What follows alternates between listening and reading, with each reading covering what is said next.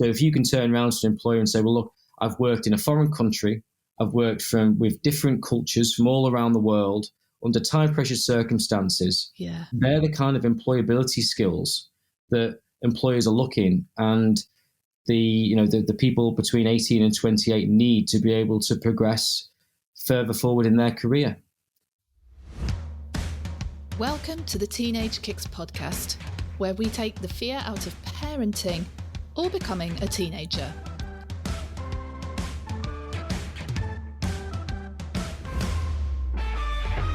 I'm Helen Wills, and every week I talk to someone who had a difficult time in the teenage years, but came out the other side in a good place and has insight to offer to parents and young people who might be going through the same.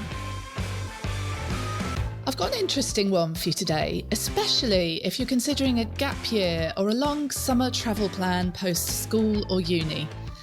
Lee McAteer, dubbed Britain's best boss after converting his office into a ball pit and allowing staff to take as much holiday as they like, is a student travel expert who's now launched Camp New York, a summer camp in the New York tri-states region. Lee says all participants will receive a fantastic salary with all food and accommodation costs included as part of the package. Lee has had a history of operating overseas summer camp initiatives for students, so I wanted to get him on the podcast to give us his tips for students who want to travel on a gap year or before they enter the world of work. Lee, welcome to the podcast. Helen, thank you so much for having me. It's a real pleasure. I'm looking forward to this. My gap year travel was such a long time ago, and my kids are talking about it. I've got one at uni and one in lower six, as I used to call it. And they're both talking about it, and I'm thinking, it must be really different now. In those days, I went to Australia for 6 months, and I think I phoned my parents twice. Well, that's probably 2 more times than most people do these days, Helen, so let me tell you. Well, thank God for social media. Lee, will you start, as is tradition with this podcast, by telling us a little bit about your own teenage years? What was life like growing up for you? Yeah, no, absolutely. Well, I mean, gosh, as I approach my 40th birthday in December, I certainly look at my teenage years with great fondness, but of course it's also about learning from your mistakes. And of course, as teenagers, we always make mistakes, but it's about how we move forward from them. Initially it was quite difficult. My parents went through a messy divorce. I ended up moving into a council flat above a golf club, but it really gave me the grounding and the foundation to really want to achieve something with my life. I then decided to not go back to my grammar school for A-levels, decided I was going to go to a place called Yale College in Wrexham. And it really gave me the, dare I say it, the street awareness, the ability to say, okay, if I want to do something, I've got to make it myself. And I really need to put myself forward. So I feel as though I did that. But what I wanted to do was I wanted to get as much experience as I possibly could. And I wanted to achieve whatever that word even really meant. So I got my first job at Chester Laser Quest. I was then working also in a bar. I was working in swimming baths. All right. Proper teenage portfolio career then. Totally, absolutely. But it gave me a real grounding in terms of what I liked, what I didn't like. And also, dare I say it, started to help me network with people that I would never normally have the opportunity to meet. So I was very fortunate to get work experience with a fantastic guy called Ken Ward, and he was the head cameraman for the BBC in the Northwest. And I then had all these wonderful opportunities to see what the media was like, and it just really, I just felt as though actually, whilst I've gone through a real tough time with my parents getting divorced, I've now got a wonderful new opportunity to really take advantage of knowing that if I want something, I've got to work hard for it. So whilst it was very difficult at the time, I would say my teenage years gave me the grounding to create and do what I do now, really. Yeah, right. Would you say that's a particular personality trait of yours? Because I guess there's lots of kids and lots of us who've had really difficult times growing up. Some of them seem to really take the bull by the horns and use it to fire them to do something. And then some just don't seem to be able to muster that kind of energy. Do you have any sense of what made you go that direction rather than the opposite? I mean, it's a great question. I mean, obviously everybody's different, but for me, I grew up with a father who was very supportive, but it was very much a question of, and this was a good thing, by the way, but it was almost, if I'd got to the moon, it'd be, well, that's great, son, but why haven't you got to Mars? He was always pushing me to try and achieve. So I always had that chip on my shoulder, to the point that all I really wanted in life was my dad to turn around to me and say, I'm really proud of you, well done. And that really drove me to try and achieve the things that I did. But I'm a great believer that if you want something, you've got to do it yourself, and you can't expect other people to do it for you. And what I would say is that I see a lot of, especially in young people at the moment, especially for, dare I say it, kids who are now looking at gap years and doing things such as Camp New York, is kids have got to take responsibility for their own actions. And whilst it's all well and good for parents to mollycoddle them and to do the vast majority of things for them, the reality is that unless they have the opportunity to do it themselves, the sad reality is that you're probably doing them a disservice for later on in life. So it's almost a tough love, if that makes sense. And I think that's really, really important, especially with programs such as Camp New York, because at the end of the day, it's you that, as the applicant, the kid, 18-year-old, plus that's the person that's going to be going to New York. It's not the parent. And so there's got to be that sense of responsibility there. Yeah. So would you advocate letting your kids, I don't want to say fail, but letting them take the reins of something themselves and not get it right? Is that what I'm hearing? Yeah, I think to a certain extent, Helen. I think, of course, you've got to guide your kids in the right manner. But at the same time, you can't hold their hands in every single thing, because otherwise, how are they going to learn? The reality is that, I make mistakes every single day. But the big thing is you've got to learn from them. It doesn't matter if you're 39 like me or if you're 18. It's about how you then bounce back from those mistakes and what you learn on that journey. So I think it's just a question of not mollycoddling to the point that all of a sudden they can't take responsibility for themselves. Otherwise, I think we'll end up with a generation of kids that feel so entitled that they won't really know what hard work is, if that makes sense, without being disrespectful. Yeah, it's interesting because this debate happens quite a lot, and we're going completely off track, but I don't mind that if you don't. I love these conversations. There's been a whole load of millennials don't know they're born, they've had everything handed them on the plate, and it's a lot of rhetoric, and it's very unfair, and because everybody does the best they can do. But there's definitely a trend in parenting styles. I read something about this. Apparently it's centuries old. There's 4 or 5 cycles of parenting styles, and depending on which one your parent was, you become the next one. And we're all, as generations, we're largely parented in the same way. So there's been a lot of criticism leveled at parents of millennials, for example, for telling them that they're the best and they're amazing and everything you do is brilliant. And you've just reminded me of that with the sort of entitled thing, which, look, it's a generalization, and I do think anyone born in that time period must be really pissed off with hearing about it. But my parenting style, and that of many of the parents that I know, has been very, very supportive of everything my kids do, not to the extent of everything they do is brilliant, but how can I help you? How can I facilitate you? How can I take your pain away? And I do sometimes wonder if, oh God, look, as parents, we beat ourselves up terribly for whatever we do. We get it right, we also get it wrong. And that's also centuries old and will never change. But I do sometimes wonder if I've set my kids up to rely on me too much. And then I look at both my kids and think, no, my kids are both quite self-motivated. It's just that I've got one who's self-motivated for absolutely everything in the world and wants it all, and one who's pretty happy on the couch, to be honest. And I get a lot of parents contacting me and saying, I don't know what to do with my son. He's 15. He never wants to go anywhere. He's happy at home gaming. Now that they can game online and chat to their mates at the same time, that's socializing for a lot of teenagers now. And that's great because it's better than gaming alone and not talking to anybody. But parents of my generation are desperate for our kids to be in the sunshine, making plans, going out places. And I don't know why I'm telling you this. I'm not even sure I've got a question. I'm just like, this is really, really common. I guess my question is, do you have a view on the kids that are not motivated to do things like Camp New York, and whether as parents we should be pushing them to do it?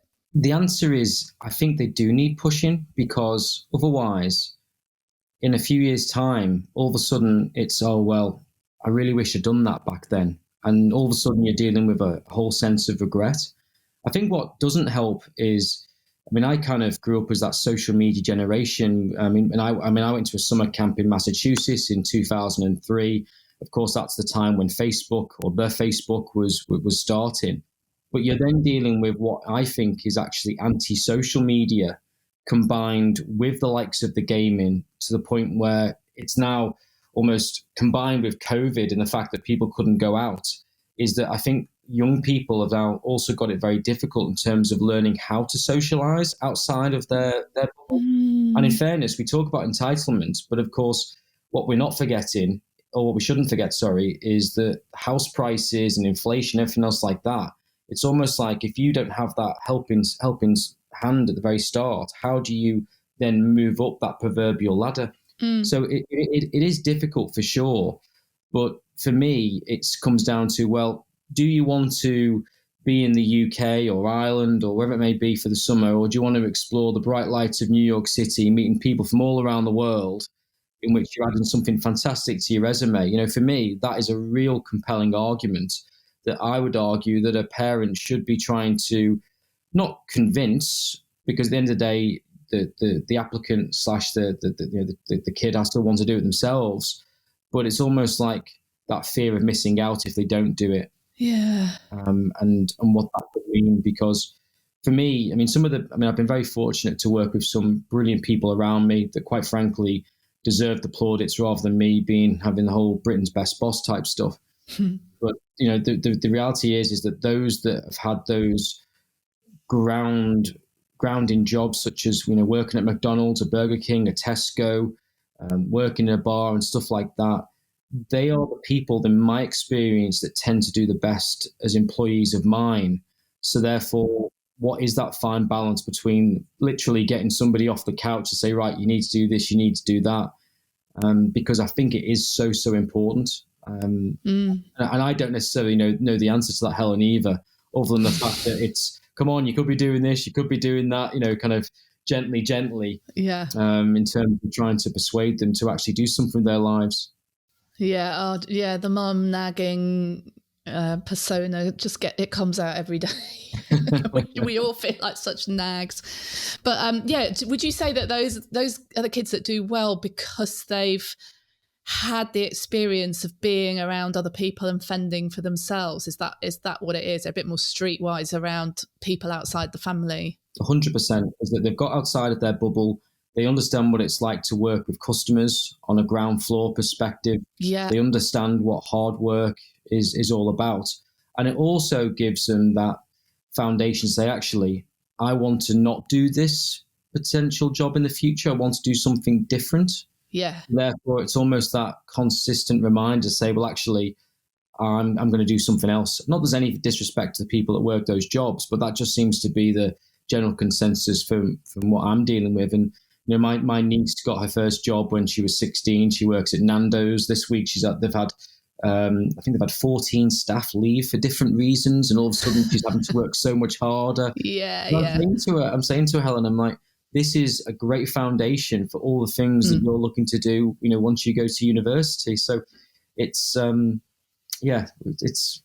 these things are sent to trials, that's for sure.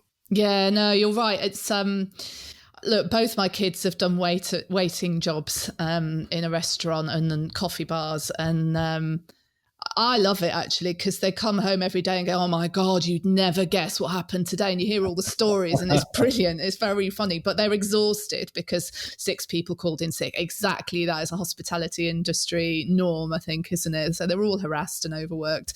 And my daughter is the loveliest person ever in a restaurant to waiters and waitresses, because she's like, she knows what to do. You never hand them the plates, but you stack up the plates and you put them on the side of the table, because that makes it easier. If you hand it to them, that's hard. I've learned so much from the kids, but she's just so sweet and polite to restaurant staff, because she knows how hard a job it is. Well, that's it, isn't it? There's a great book called To Kill a Mockingbird, and in it, Atticus says to his daughter Scout, to truly understand someone, you've got to slip inside their shoes, slip inside their skin. Yeah. And that's something that always resonated me from learning that as a kid at school, in that every single situation you're in, whether it's as a student, whether it's as a business, whether it's in a friendship or relationship, is to try and slip inside the shoes, the skin of the other person, to try and understand where they're coming from, to then get a greater understanding. And Camp New York, for example, is all about cultural exchange, to the point that actually it's about trying to understand the viewpoints of people from different places around the world. And I think, especially now with what's happening in Russia and Ukraine and everything else like that, is it's more important than ever to try and understand everybody's viewpoint from around the world, so we can actually come together, rather than having some of the horrendous situations that are happening all over the world. So it's things like that. And again, for them to be able to understand, your kids, by saying, "No, well, actually, look after that waiter or waitress because of these reasons. I know what it's, I know what it's like." It's those bits of experience that are so important for young people. Yeah, and it's a classic selling technique, isn't it? If you understand your customer, then you know how to sell to them, because it's not selling an item as a commodity. It's selling, it's a relationship, and you're selling a life improvement for them because you know what they need. Totally. And, it's treat people how you want to be treated. Yeah, totally. So, all right. So tell me a bit about Camp New York, and what are kids likely to be doing? What age bracket is this, and what are they likely to be doing? What does their day look like when they're with you? Well, that's a great question. I mean, truthfully, no day is the same. Mm-hmm. But in terms of the people that normally do Camp New York, normally they're around between the ages of 18 and 28, give or take. We work with hundreds and hundreds of camps in the New York tri-state area. So every single placement that we offer, they're all going to be flying into New York. So they get to experience the bright lights of New York City, literally the minute that they land into, whether it's JFK or Newark or LaGuardia. And then they'll head off to the summer camp. On their days off, they can then go back into Manhattan, or they can explore other places for that matter. Mm-hmm. The placements normally last 9 weeks, and then they've got 30 days to travel afterwards as part of the American J1 visa. Oh, right. And within that 30 days, they can then use the $2,000 plus that they've had as their salary to enjoy the bright lights and to see everything that New York has got to offer. So it's a fantastic experience. All the food and accommodation is covered as part of the cost, which it's literally £349. And it's just a fantastic experience that I cannot recommend enough. Of course, I'm biased. That goes without saying. But if you were to say to me as an 18-year-old, here's an opportunity to go to New York for the summer. Yeah. You're going to be earning some money. Your accommodation is going to be covered. It's going to be great for your CV. So you're going to keep mum and dad happy by saying, actually, I'm doing stuff in my life. But you're going to be hanging out and meeting people from all around the world at these summer camps. And the other thing is that the types of stuff you do at the summer camps is, you can, let's say, for example, some of your hobbies, let's say you like football, let's say like tennis or sailing or arts and crafts or drama. You are literally helping teach your hobby to the kids at these summer camps. And then there are some other camps that we work with that are very, very special to me personally. The special needs camps. So we're working with kids that have got some difficulties, but they are so thankful for meeting people from the UK. I mean, when I go to the UK, even now, I'm always asked to do Harry Potter phrases and stuff like that, right? That's all part of the cultural exchange, right? In terms of what they're expecting and what. Oh, the Americans just love an English accent, don't they? And all the history. They probably think Harry Potter's real. Do they? Hogwarts is real. Well, it's real to me, Helen. It's real to me. But it's a great opportunity. It's a great experience. It's something you can put on your resume and your CV. And what I will say from employee perspective is that it's the connotations you can then say in an interview. So if you can turn around to an employer and say, well, look, I've worked in a foreign country. I've worked with different cultures from all around the world under time pressure circumstances. Yeah. They're the kind of employability skills that employers are looking, and the people between 18 and 28 need to be able to progress further forward in their career. Yeah. So for me, it's a massive, massive win, and I encourage everybody to look at it, or whether it's Camp New York or another gap year program, but get out of your comfort zone. Make sure it's obviously with a reputable, safe organization, right? And actually go for it and do something that's really going to be meaningful and make a difference to your life. Yeah, and I guess it's a good element to add into a gap year plan if that's what you're doing. If you're having a whole year before university or after university before you start working. There's loads of different things you can do. But see, both my kids want to go traveling, primarily so that they can do a ski season, because they both love skiing, and they both said, I think the easiest thing would be to work in a bar. And I'm like, yeah, have you seen what time the bars close in ski resorts? I don't think you'd be doing a lot of skiing, really. They're closed, well, maybe not. just to wash down and put some napkins out for breakfast, maybe. But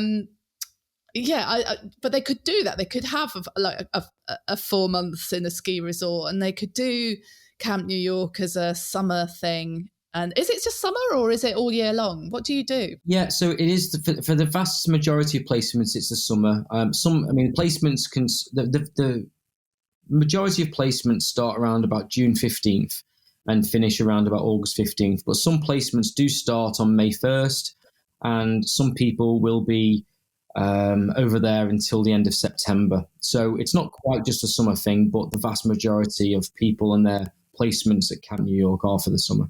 And so you could do that, earn you $2,000 or whatever it is, do your 30 days travel, and potentially even save some of that so that you can then go off and interrail around Europe, because that's my kids' dream, is all of that stuff. They just want to be. And my son is saving all of his he's only 16, but he's saving all his earnings from his restaurant job so that he's got loads of money when he leaves uni. Well, he won't have, will he, spend it at uni, but this is his theory, so that he can then just spend money traveling for a year. But what it's resonating with me, what you've said, is that actually that's great. And if you've earned enough money to go and see Prague and all the cities you're interested in and Split and do all of that, that's fantastic. But if you've also spent a couple of months doing something like Camp New York, then you've got a skill set. That's what I'm hearing, because the traveling will give you a little bit of wisdom and a little bit of streetwise, but in terms of selling yourself to a future employer or for a university degree, you've done something a bit different, and you've got a skill and a network even of people, presumably. Do people use the contacts they've made to network for employment in the future? Massively. I mean, just in terms of my own experience, I mean, some of the people that I worked with at summer camp I still speak to now, and some of them have got unbelievably successful jobs. And one of my best friends works for Apple in Cupertino in California. I was actually at law school with him, but one of the things was that he was able to put the fact he'd work at a summer camp, and these were the different things, and that helped him get his job at Apple. So it's all. I mean, I totally agree in the fact that traveling will give young people some elements of being streetwise, but it's also about the skill sets and the employability that things like Camp New York offers. So it very much combines the work and travel aspect together to be able to give them experience of things that they can put down. Because in my opinion, you can't really, I mean, as an employer myself, if someone says, oh, I've done a gap year for 12 months, well, that's great. And I understand that you're going to have certain levels of experience on that. But if I see something like Camp New York, it's like, well, okay, well, I know that you've been working on this, you've been working on that, and I can have a really good conversation in terms of what you've learned. Because unlike a gap year where you can literally just, on the basis you're traveling all the time, just say, okay, well, I don't really like that person in the bar, or I don't like that person on the beach, and move on. In every walk of life, you end up working alongside people that you wouldn't necessarily class as best friends. But again, it gives you that grounding for those extra employability parts to your resume further on down the line. So it does add so much more than just traveling, but it gives you that ability to have money in your back pocket to then, dare I say, you could even just keep the money. You could go back to the UK if you wanted after or wherever you're coming from, $2,000, and put it towards whatever you want to. And some people do that. Spend it all on Freshers Week. Yes, absolutely. That's what I did. So yeah, tell us a little bit about how you came to be in this business anyway. And so I'm gathering from what you're saying, it's from personal experience of having enjoyed it yourself. And then why you picked New York? Yeah, no, for sure. So initially I worked at a summer camp in 2003. I went with another organization that I had a very poor experience with. And I thought there would be a better way of doing this. So then in 2010, I set up a company called AmeriCamp, which very much looked after the entire US for these opportunities. And then I sold that business in June 2021 after also creating brands such as Camp Thailand, Invasion.com, Camp Bali, Camp South Africa, amongst others. But for me, in the back of my head, I always thought that actually we need to give young people the option to be able to really break down to set locations for where they want to be. And that's the reason why I decided to create Camp New York, purely to offer the opportunity to be in that New York tri-state region, so people could 100% have the knowledge that if they want to go to Manhattan on their days off, if they want to go and fly into New York, they can do. Because the reality is, I would say probably, without trying to stereotype, give or take, I would say around about 75% of all the people that wanted to do AmeriCamp, they all wanted to be in the New York area. Right. So I thought to myself, what better way than offering the actual opportunity for what people want? We've got all the experience to be able to do so. We're also co-owned by a visa sponsor, which is incredibly important. So when it comes to the tick boxes for all the safety and the health aspects of what we do, we are literally very much in that pole position, to the point that if you come with us, you're going to be looked after every step of the way. We've got a 24-hour, 7-day-a-week hotline that's manned by our teams, God forbid if anything ever happens. So we're literally breaking it down to give young people the opportunity to actually go somewhere they want to go, and they can make what is the joint highest salary in the industry for doing it as well. So right. Something that we're incredibly excited about, and already the reception for it shows how popular it is, especially going to the freshers fairs and going around, and literally some of the students are like, what's he telling me I can go to New York summer and earn $2,000? And the thing is, of course, there are some costs to get there, but the reality is that even if you kind of break everything down, you're still going to be well over $1,000 up. Yeah. But you've then got all those opportunities, who you're going to meet, et cetera, et cetera. Yeah. So it's a really, really exciting project. And I miss the summer camp industry, because just the difference that it makes in cultural exchange. And I'll forever be thankful and looking out for the brands that I created from the beginning. But it's a new chapter now, and I'm very much looking forward to showcasing exactly what Camp New York can offer and what it can do for young people. So are you doing freshers fairs at the moment? Yeah, I mean, I've outside hierarchical. I've not done a freshers fair in a long time, so I've done a few in the last couple of weeks, and it's been great. Literally been on the kind of ground floor again, meeting all the students, seeing what they're after, what they're up to. Because that's, for me, I love meeting people. I'm very much a people person, and yeah. So for the opportunity to then speak to people, see what they like, see what they don't like, and to see what the feedback is as well, has been absolutely fantastic. And we've been up in Manchester, we've been up in Glasgow, we've been up in London, we're doing some stuff in Ireland, and it's just brilliant, and I love meeting people and to see where people's dreams are. And I actually get quite jealous, really, because I'd love to be able to relive the last 20 years of my life, to be able to do the same kind of things that I've done and actually enjoy the journey more. Because with me, I started off as a lawyer, I ended up in the media, I created all these brands, but of course what I didn't really do, I didn't really enjoy the journey enough because I was always looking for it was always the next thing. So now, after selling the business, I can kind of get a little bit of retrospect, so I can enjoy the journey a lot more. And it's really exciting, Helen. To be honest, I feel like a giddy A-level student again with all this stuff. It's great fun. I can so relate to that, Lee, because I've just literally 10 days ago dropped my daughter at university for the first time. And I'm so jealous. There's a bit of me that is really sad because it's the end of an era and she's off, and I'm not that kind of parent anymore. Well, I've got my son still. Must not forget, I've still got my son. But I'm really jealous, and I keep pestering her with messages. Have you been to the Freshers' Fair? Have you signed up for anything? Have you auditioned for this yet? And she won't tell me because it's my life. You wouldn't know. You don't know any of the people I'm going. Who are you going out with? You don't know them, so I'm not telling you. I'm like, not fair. I would just want to be there and do it myself. But you really don't appreciate it at the time, do you? So for anyone listening that is 18, 19, 20, just sit down occasionally and take a moment to think about how nice or how not nice the thing that you've just done is. Totally, 100%. And the thing is that, as you get older in life, you start to appreciate your parents so much more. Maybe it's an age thing. Fingers crossed. Yeah, absolutely. My mum's got some very interesting traditions. Like, for example, 11:11, she'll always text me. So 11:11, if I don't reply back, something wrong. And because I do a lot of traveling with my job, sometimes I might be on a plane, I might not be able to respond straight away. But it's little things like that that mean the world. And so if you've got a parent that really, is in one way, you might think, oh gosh, too much. It's too much. It's only because they care and they want the very best for you. And and it's funny with Camp New York. We have a parents page on there.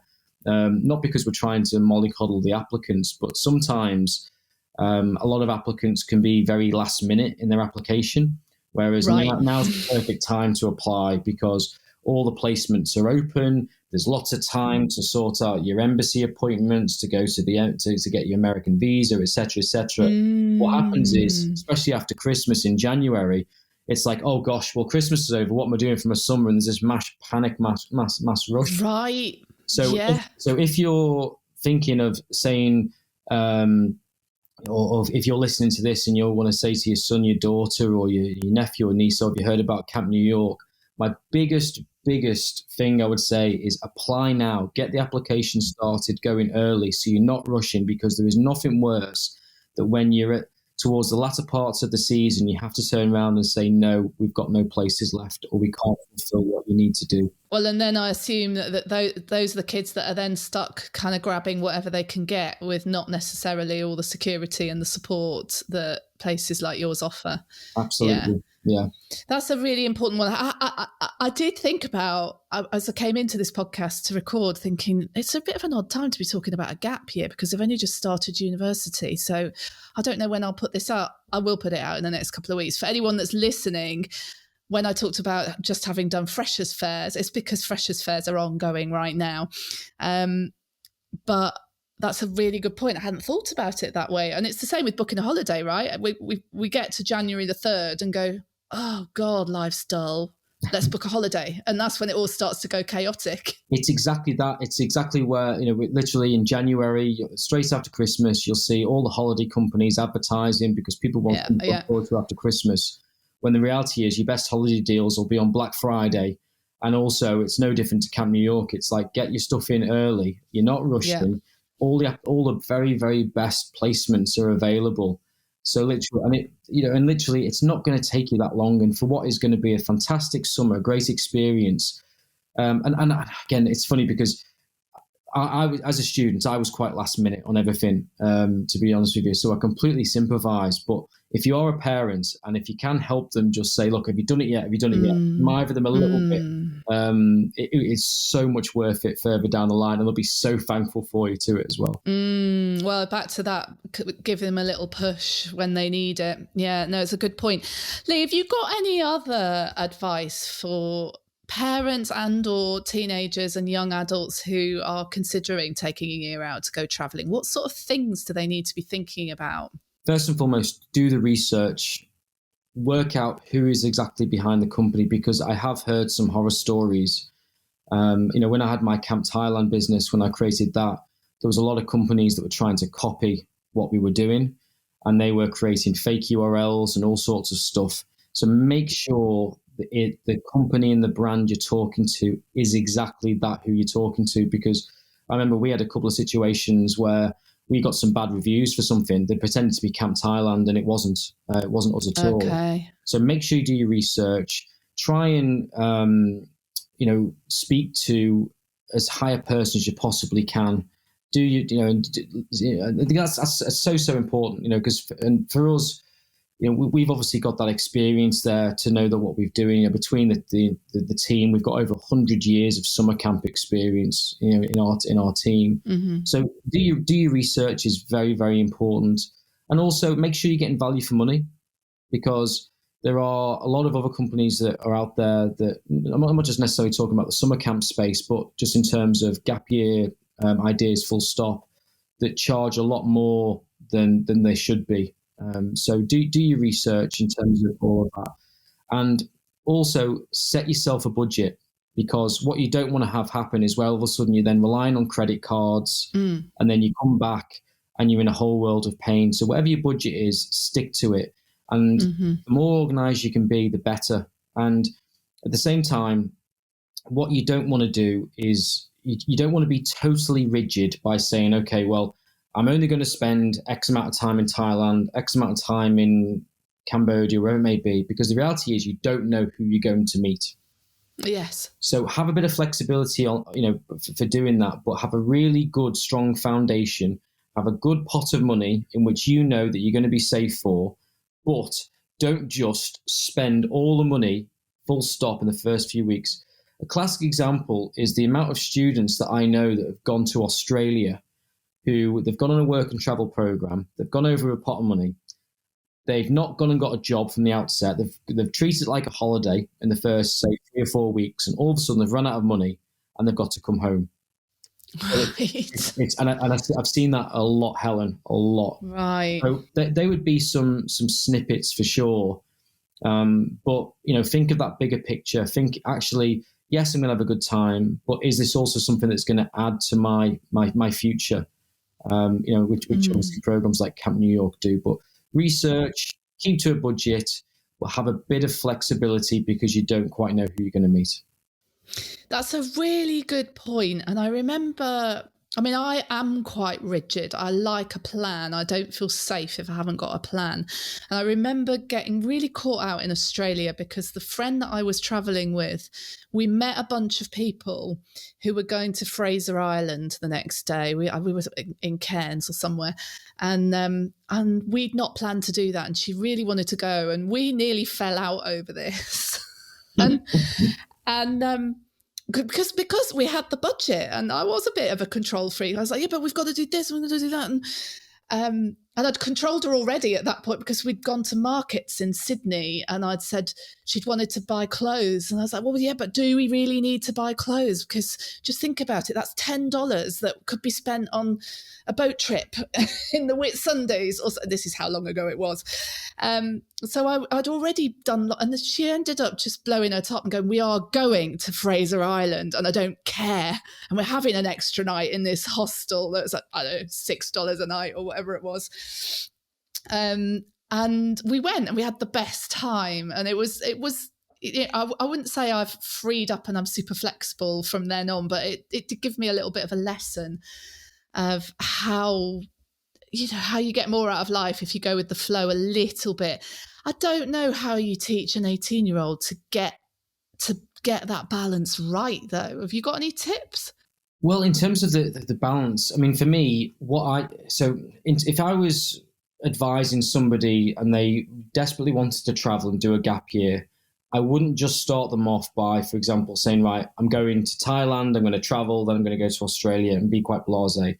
And I appreciate I'm biased, but I would very much say, right, okay, start your gap year by doing something like Camp New York. So then you've got some extra money under your belt.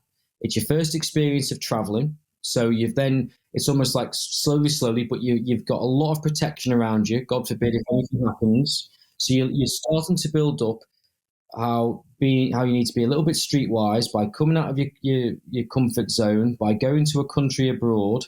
And then once you've got that foundation, then you're then going to meet other people in and around those areas that you may end up going traveling with, whether that be, might be to Canada, maybe to Mexico, to Thailand, where it may be. But build it up. Don't just absolutely go straight into the deep end and all of a sudden, right, I've decided I'm going to go and travel in the middle of Vietnam, for example. Build it up. That for me is really, really important, because whilst I've done loads of traveling to the point where, I ended up creating the companies that I did, is the foundation for it was working at a summer camp in the USA.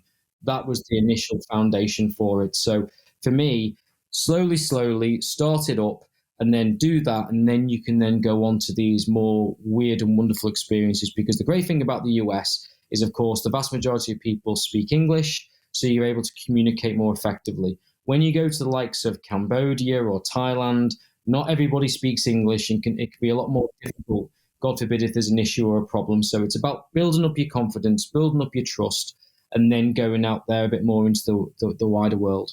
I like that. It's a sort of, well, it's a bit like going to school, isn't it? And learning to grow up in general. You go slowly and you put building blocks in place. It's a good way to do it. And to know that you've got some safety and support there if you need it in the first few wobbly months of being away from home completely on your own. Just one other question, just talking about being flexible and who you're going to meet when you're out there. I know that a lot of parents will have this in the back of their minds when they send their kids off to the other side of the world. What do you say about kids keeping them, and young adults, so some of these, like you said, some of these people are 28, keeping themselves safe in that mix when they're meeting new people all the time and changing their plans? If we're talking about summer camp for that question, or are we talking about, for example, any of it, whatever people are doing? So, I mean, the other stuff probably, because you've already spoken to the fact that a summer camp has some safety built in. What about the rest of the travel, the independent stuff? How do our kids keep themselves safe, and how do parents navigate that with them? I mean, in truth, Helen, it's very, very difficult, because you can't just continue to hold their hand forever. My advice would be is to, hopefully they're going to be traveling with somebody is a starting point. And if that can happen, I would very much strongly advise that. So therefore you've got someone to rely upon, someone that's there for you. But if you are traveling as a solo traveler to some of these places, then it's for them to get involved in group activities that might be created by the hostel, for example. Okay. So the hostel will have different events that people can then get involved with. So all of a sudden, you're not just going to some random event, but it's actually the hostel can clarify and say, this is something that we know about, this is something we can back. Yes. And then it may well be that the accommodation you're staying at, like a hostel, there's a number of people from that hostel that will go to that event. So all of a sudden, you've then got a bit more safety in numbers from a place that's already, to a certain extent, vetted is probably too strong a word, because they can't be in control of every single activity that's going on. But if there is an event that's hosted by that hostel, then it's a really good underpinning for meeting friends, meeting new people, and then going to explore, from that particular point. So that would be my advice, really. But try to buddy up with people for sure. Yeah, and that's a good point. Actually, go do things that have a feeling of reputability around them, so they are sanctioned by the hostel, or they're found by the hostel, so then you know that someone local knows it's a real thing. Absolutely. Yeah, good point. Lee, it's been a great conversation. Tell us where people can find Camp New York. So if they go to campnewyork.org, all of our information is on there. And we would love people to take a look. Let us know what you think. Maybe you've got some suggestions that you think might make the experience even better. But you can apply on there. There's also a parents page if there's any questions to help your son or daughter, niece or nephew. And the applications are open now. The applications will be open probably till around about mid-March, but that doesn't necessarily mean that the placements will still be there. So if you're looking to do it for that particular young person, then please get them to apply now, simply at campnewyork.org. Perfect. Thank you so much for the tips and the conversation. No, thank you, Helen. And also, quick little social media plug, literally on Instagram, TikTok and Facebook, literally just at Camp New York. Perfect. Very simple, straightforward, memorable. I'll put links in the show notes anyway, just in case. Great stuff. And thank you so much, Helen. Really appreciate what you do. And thank you so much for having us. You're very welcome. Thank you so much for listening. I really do appreciate it. Thank you too to everyone who's already rated and reviewed the podcast. If you're listening on Apple Podcasts or Amazon, it would mean the world to me if you could leave a review. It really helps get the word out, as well as making me very happy to read what you have to say. If this episode strikes a chord for you, please share it with anyone else you know who might be in the same boat, and hit subscribe so you don't miss the next episode. If you have a story or a suggestion for something you'd like to see covered on the podcast, you can email me at teenagekickspodcast@gmail.com or message me on Instagram. I am Helen Wills. I love hearing from all my listeners. It really makes a difference to me on this journey. See you next week when I'll be chatting to another brilliant guest about the highs and lows of parenting teens. Bye for now.